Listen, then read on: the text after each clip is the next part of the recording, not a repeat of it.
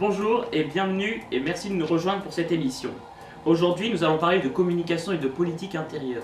Nous allons revenir un an après la présidentielle sur le second tour à travers les affiches. Mais est-ce que cette communication politique a évolué? Et est-ce que cette campagne est à l'image de cette communication hors norme? Les campagnes précédentes jouaient-elles autant sur l'image de ces candidats? Et enfin, est-ce que les affiches de 2017 sont-elles hors normes? Pour répondre à cela, nous recevons deux invités. Tout d'abord, Alex Desmules. Bonsoir. Bonsoir Samuel Lavaux. Et Thomas Delvaux, politologue à Sciences Po Grenoble. Bonsoir. Bonsoir Samuel Lavaux.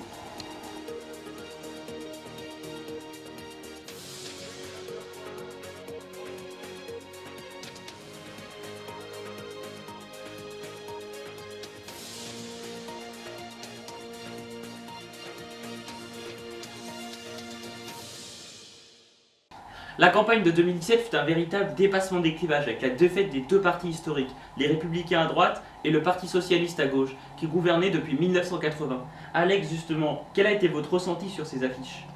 On ressent une véritable professionnalisation des affiches en 2017. Surtout aussi, on a une transcendance des symboles qui sont d'habitude affiliés à certains partis spécifiques. Et puis, prenons un exemple, par rapport à 1981, la mise en avant du candidat par rapport au projet ou au parti est très présente. Justement, Alex, vous parlez en 2017 d'une véritable mise en avant du candidat. Et est-ce qu'en 1981, Thomas, c'est pas une mise en avant du projet plutôt que du candidat, économique et social? Oui, vous avez totalement raison, c'est vraiment une mise en avant du projet plutôt que du candidat, puisque avec François Mitterrand, on va avoir ce petit village traditionnel qui représente la France profonde. On va avoir également ce clocher sans la croix qui représente la laïcité, très important pour un candidat de gauche.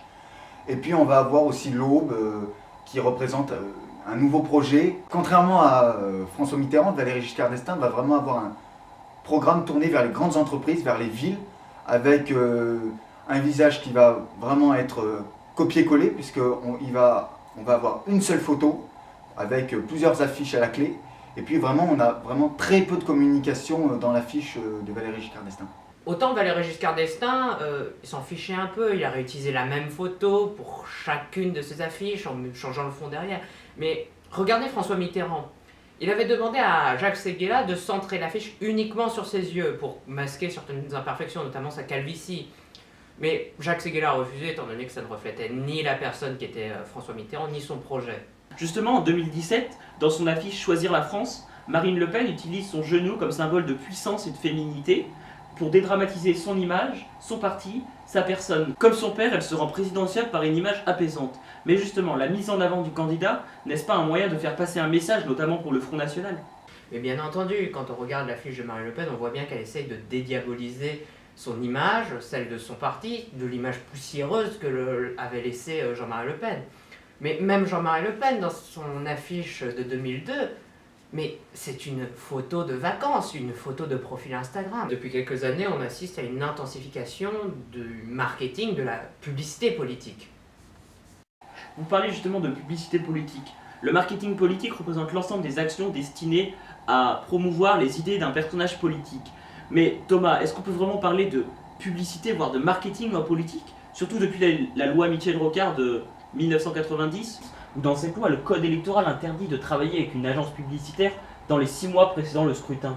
Alors, l'autorité de la régulation professionnelle et de la publicité rappelle ces dispositions au moment des échéances électorales. Mais aucune disposition déontologique, en tout cas en dehors de la loi, n'existe dans cette matière. Justement, l'affiche de 2017 d'Emmanuel Macron est véritablement un exemple de publicité par la mise en valeur du candidat par rapport à son parti. Mais est-ce que justement cette affiche, c'est pas le paroxysme de cette publicité? Vous avez raison en posant cette question, c'est vrai que Emmanuel Macron va se focaliser sur sa personne, on va vraiment avoir, dans son affiche on ne voit que lui, il y a vraiment très peu de symboles, on a vraiment une publicité très présente, on va avoir vraiment une vente de produits presque, hein, avec un slogan très accrocheur. Et puis on va voir, comme vous l'avez dit, cette affiche est vraiment le paroxysme de la publicité politique. Vous parlez justement de codes et de symboles, la rose pour le PS, le bleu pour la droite. Comment réagissez-vous lorsque Pierre Bréchon, politologue à Sciences Po Grenoble, dit que les candidats ont tendance à ne plus utiliser leurs marqueurs partisans? Et existe-t-il vraiment des symboles affiliés aux différents partis? Lorsqu'on voit Marine Le Pen reprendre la rose du Parti Socialiste, ou même Emmanuel Macron reprendre le bleu de la droite. Mais c'est tout à fait normal que les candidats n'utilisent plus les symboles de leur propre famille politique. Les partis sont mal vus par l'opinion, notamment à cause d'affaires. Prenons par exemple l'affaire Big Malion qui a éclaboussé les Républicains, ex-UMP, ou encore d'autres partis qui avaient déjà des images mauvaises, le FN, qui était considéré par l'opinion publique comme raciste, xénophobe, etc. Durant une élection présidentielle, le candidat se vend en tant que personne, il ne vend pas forcément son projet aujourd'hui, il ne vend pas forcément la famille politique qui le soutient.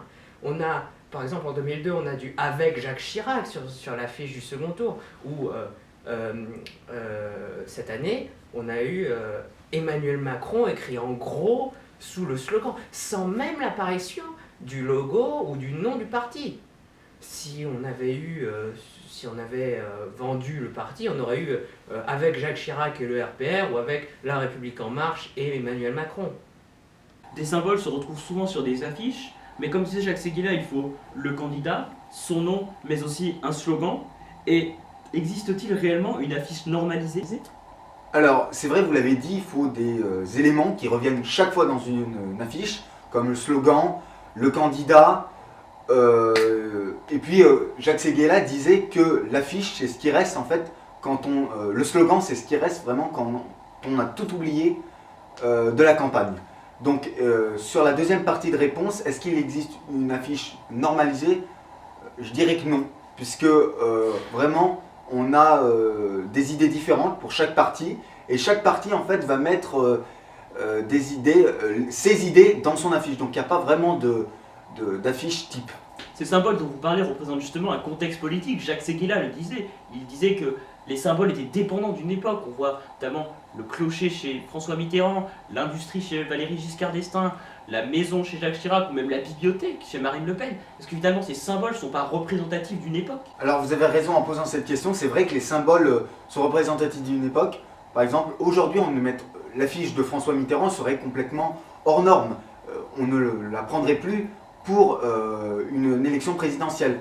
Ce que voulait faire François Mitterrand dans son affiche, c'est cibler la France profonde, avec ce clocher. Et puis, aujourd'hui, nous pouvons constater que les foyers de vote PS sont surtout présents dans les grandes villes industrialisées. Nous pouvons citer par exemple Lille, avec Martine Aubry, ou Lyon encore, qui est le fief de Gérard Collomb, avec Paris également, avec Bertrand Delanoë, Anne Hidalgo. On peut constater que les centres désindustrialisés votent plutôt pour la droite, voire pour l'extrême droite. Nous pouvons citer par exemple Troyes, mais aujourd'hui on remarque bien que les symboles ne seraient plus du tout les mêmes, puisque les foyers où les électeurs votent ne sont plus les mêmes. On peut aussi noter que certains symboles sont intemporels. Regardez l'affiche de Jacques Chirac en 2002 et celle de Marine Le Pen en 2017. Derrière eux, on voit toujours la bibliothèque, un symbole fort de l'érudition, de la connaissance, une connaissance qui donne le pouvoir.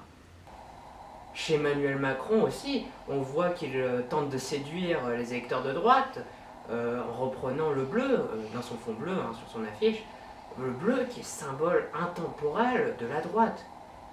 Comme ça, on peut voir qu'il y a des symboles qui gardent toujours la même signification.